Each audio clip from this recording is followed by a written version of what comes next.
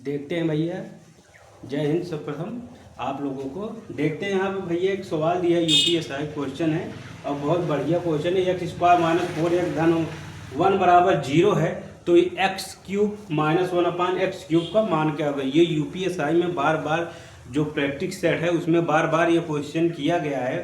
तो ऐसे भैया वीडियो के ऐसी ऐसी सवालों की जानकारी के लिए भैया आप हमारे कमेंट में ज़रूर कीजिए सवालों को, और अच्छी अच्छी सवालें पोस्ट किए और ऐसी सवालें पोस्ट की जो ना आए। अब पता लग यूट्यूब पे ऐसी सवालें मिलती है जिसका कोई परीक्षा से लेना देना रहता नहीं है। ऐसी सवालों को भेजो जो ना आए, जो आने में थोड़ा असुविधा महसूस है। तो ऐसी सवालों को आप लोग हमारे चैनल पर ज़रूर से ज़रूर शेयर कीजिए ताकि हम सवालों को बता सकें, आप लोगों को इसका निर्धारण कर सकें। और भैया सर्वप्रथम ये होता है कि अगर सवालों को आप लोग रेंज देखोगे, सवालों बहुत सारी रेंज है, बहुत सारे नियम है, बहुत सारे कायदे कानून है, इसलिए आप लोगों को सवालें सर्वप्रथम चयनित करनी होती है कि सवालों को कैसे किया जाता है। तो हम एक सवाल यहाँ पर दिया हुआ है, कोई ने किसी ने पूछा है था x square minus four x धन वन बराबर जीरो है तो x cube minus one upon x cube का मान ज्ञात करना है। तो हम सर्वप्रथम भैया इस सवाल को हल करते हैं। तो ऐसी सवालों को हल करने के लिए भैया तो इसका कोई ट्रिक और कोई उपाय है नहीं कि आप लोगों को बस यूट्यूब देखा और तुरंत ट्रिक उठाया धड़ल्ले से हल कर दिया। ऐसी सवालों को कोई ट्रिक नहीं होता है। अगर ट्रिक होता है तो आप हमें कमेंट बॉक्स में जरूर कीजिए, क्योंकि ऐसी सवालों को हम बिना डिटेल में जाए हल ही नहीं कर सकते हैं। आप एक दो तीन सवालों को हल कर लोगे, बाकी सारी कोई भी सवालें हल नहीं होती हैं कि आसान से आसान से हल कर देंगे। आज की दुनिया में भैया सर्वप्रथम आप लोगों को हम एक चीज़ बता दें, टीचर का गाइडलाइन मात्र 20% होता है और बच्चों का गाइडलाइन 90% होता है। कोई भी दुनिया का बेस्ट से बेस्ट टीचर हो, अगर आप लोगों को पढ़ा रहा है तो आप लोग जान लीजिए आप लोग को अपने मेहनत 80% आप लोगों को करनी है। बाकी टीचर का काम होता है सिखाना, ठीक है। 20% वो सिखाएगा, सीखो या ना सीखो। कोई भी टीचर दुनिया के कोई भी बेस्ट से बेस्ट टीचर हो, हम ही क्यों ना, चाहे जितने भी बड़े टीचर की आप कामना कर लो, चाहे जिसकी तुलना कर लो, वहाँ पर मात्र भैया आप लोगों को 20% सिखाया जाएगा बस। तो हम यहाँ पर सवालों को हल कर देते हैं। तो अगर सवाल आ जाए तो हमको अगर आंसर गलत या सही लगा तो हमारे कमेंट बॉक्स में ज़रूर से ज़रूर इसका एक्सप्लेनेशन कीजिएगा। हम यहाँ पर सवालों को हल करते हैं। सर्वप्रथम हम ऐसी सवालों को करते हैं। पहले क्या कि एक्स स्क्वायर यहाँ पर है तो हम यहाँ पर एक्स स्क्वायर को एक तरफ इसको हम भेज लेते हैं, ठीक है भैया, पक्षांतर कर लेते हैं, ठीक है ना।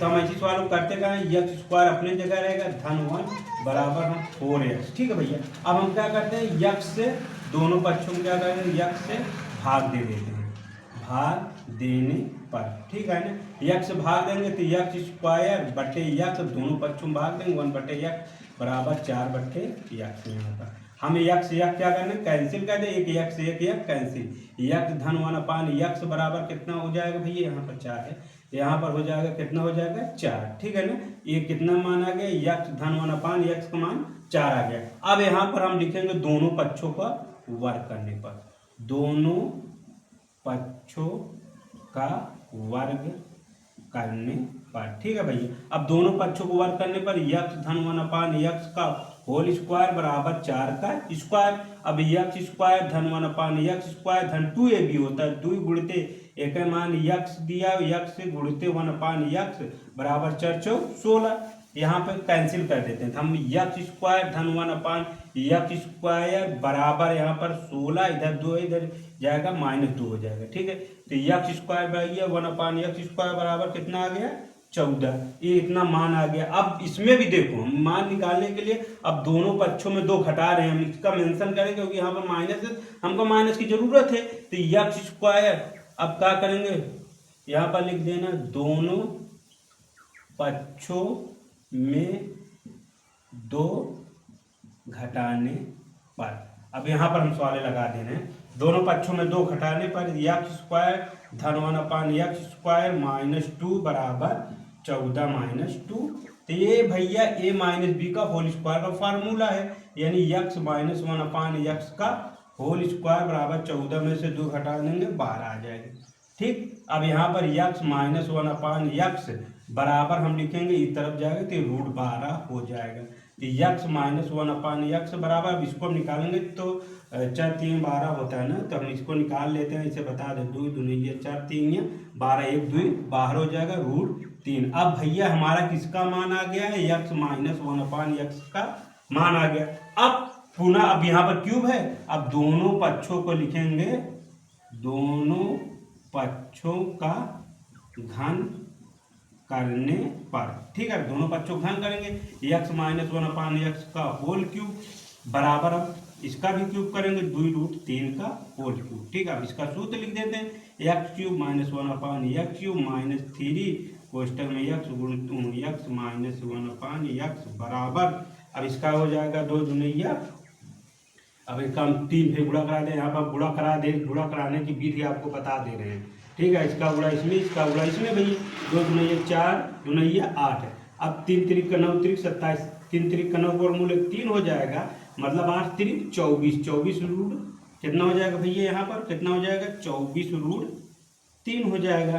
अब x cube minus 1/x cube minus ये एक्स हटा दो 3, अब इसका मान दिया होगा, कहाँ दिया है, यहाँ पर ये दिया है ना, यहाँ पर लिखेंगे 2√3 बराबर 24√3, तो x cube minus 1/x cube बराबर 24√3, एक ऐसे ही चला जाएगा भैया, 3 दूनी ये कितना हो जाएगा, 6√3, तो x cube minus 1/x cube, 24 में 6 जोड़ देंगे, 24 6 कितना हो जाएगा, 24 6 हो जाएगा 30√3।